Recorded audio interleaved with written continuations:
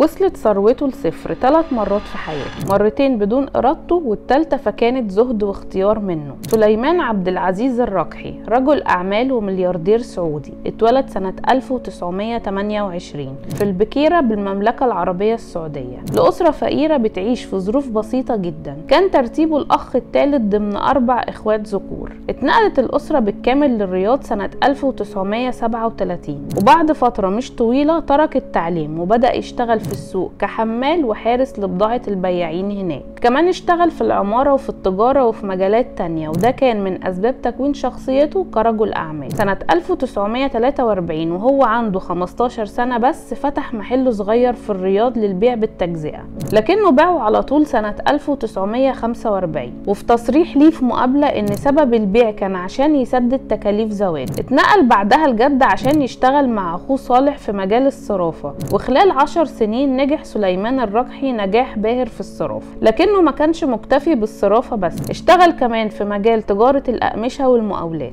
أسس راس مال كبير مع أخوه صالح، وسنة 1957 وهو عنده 29 سنة اشترى محل صغير في الرياض مرة تانية، لكن المرة دي بشراكة مع أخوه صالح، وكان أساسه بداية توسيع عملهم في الصرافة. نجح مشروعهم وتوسعوا في مجال البناء والعقارات. كمان ازدهرت جدا أعمال الصرافة وفتحوا فروع تانية للصرافة في مناطق كتير بالمملكة. لكن بعد النجاح الكبير للشراكة بين سليمان وصالح الرقحي تم فض الشراكة سنة 1971 عشان يبدأ سليمان الرقحي مرحلة جديدة في حياته ويبدأ معاها الصعود للقمة. سنة 1972 وهو عنده 45 سنة أسس سليمان الرقحي شركته الخاصة وسماها سليمان عبد العزيز الرقحي. نشاطها الأساسي كان ما بين الصرافة والعقارات، وطبعا زي ما هو متوقع نجحت خلال سنين قليلة في إنها تبقى واحدة من أكبر الشركات في المجالين. سنة 1978 أسس سليمان الرقحي مع إخواته مجموعة الرقحي للتجارة والصرافة، وبسبب خبرتهم في المجالين نجحت المجموعة جدا